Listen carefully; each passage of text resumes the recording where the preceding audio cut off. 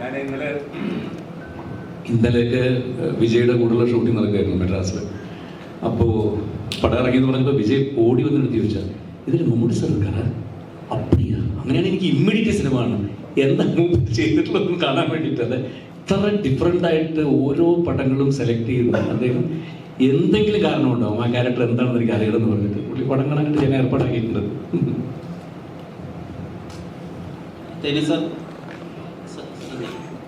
நீங்க மம்முக்கா சார் வந்து ரொம்ப கிரவுண்டடா ப்ரெசென்ட் பண்ணியிருக்கீங்க பேரன்பில் இல்லை புழுவிலெல்லாம்.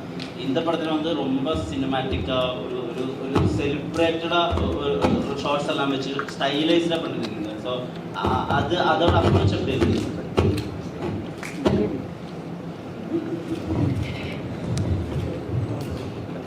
சொல்லுங்க. பேரன்பிலையும் புழுவிலும் வந்து ரொம்ப கிரவுண்டடாக சார் ப்ரெசென்ட் பண்ணியிருக்கீங்க. ஓஸ்லரில் வந்து ஒரு ஒரு ஸ்டாரை வந்து ப்ரெசென்ட் பண்ணுற மாதிரி ஒரு செலிப்ரேஷன் இருக்குது. அந்த ஒரு கூஸ் பம்ப்ஸ் இருக்குது, ஒரு அட்ரினலின் இருக்குது. அந்த அந்த அந்த செட்டோட டைமை அந்த மொமெண்ட் எப்படி ரீகலெக்ட் பண்ணுவீங்க? அது ஸ்கிரிப்ட் டிமாண்ட் பண்ணுறது தான். அந்த ஸ்கிரிப்டில் அந்த டிமாண்ட் இருக்குது. சாரோடைய கேரக்டரைசேஷன் அந்த மாதிரி இருக்குது. ஸோ அதை எக்ஸ்ப்ளோர் பண்ணுறது தான். அண்ட் இன்ஃபேக்ட் நீங்கள் பேரன்பு பார்த்தீங்கன்னா சாரோட கேரக்டரைசேஷன் தான் எக்ஸ்ப்ளோர் பண்ணுவோம். அது எல்லாமே ஸ்கிரிப்டில் கேரக்டரைசேஷன் டிமாண்ட் பண்ணுற விஷயங்கள் தான் அப்படி பண்ணுறது. அண்ட் இன்ஃபேக்ட் நண்பகல் நேரத்து மயக்கம் சாரோட பார்த்தீங்கன்னா கம்ப்ளீட்லி வேறு ஒரு பெர்ஸ்பெக்டிவ் இருப்பாங்க சார். எனக்கே பிரேமில் பார்க்கும்போது எனக்கு சொல்லிக்கிட்டே சார்கிட்ட சொல்லிகிட்டே இருப்பேன். இன்ஃபேக்ட் இந்த இதுலேயுமே நான் சார்கிட்ட போய்ட்டு எக்ஸைட்டாக சொல்லிகிட்டே இருப்பேன்.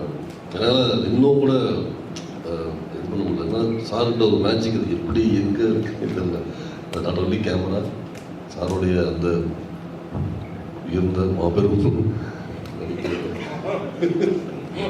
அண்ட் இன்னொரு விஷயம் சொல்ல ஜெயராம் சார் அதே மாதிரி அந்த காம்பினேஷன் சீக்வன்ஸ் எடுத்துகிட்டு இருக்கும் போதெல்லாம் வந்து பார்த்தீங்கன்னா செட்டில் என்னால் ஒவ்வொரு செகண்டும் நான் ஆச்சரியமாகவும் அதை என்ஜாய் பண்ணிகிட்டே இருக்கு. எனக்கு மனசு மைண்டு அந்த விஷயங்கள்லாம் அது ரெண்டு பேரும் அவ்வளோ இதுவாக இருக்கும் அதில் அந்த சீக்வன்ஸ் பண்ணும்போது. இது எல்லாமே கேரக்டரைசேஷன் சாரோட ரெண்டு பேருடைய எல்லாம் சேர்ந்து தான்.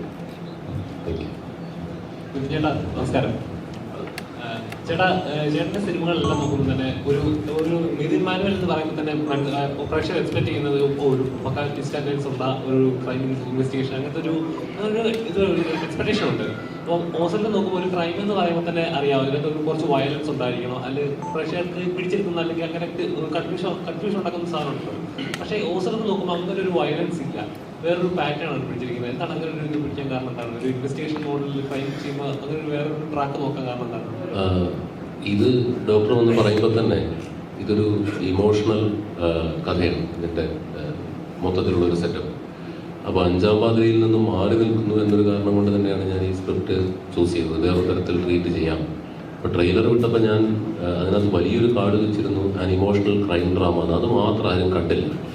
ഞാൻ അതിനുശേഷം എല്ലാ പോസ്റ്റിലും ഞാൻ പറയുന്നുണ്ട് ഇമോഷണൽ അഞ്ചാം പാതിര. അത് നമ്മളെല്ലാവരോടും പറയുന്നുണ്ട്. ഒരിക്കൽ കൂടി ഞാനത് ആവർത്തിക്കുകയാണ്. ഇതൊരു ഇമോഷണൽ ക്രൈം ഡ്രാമയാണ്.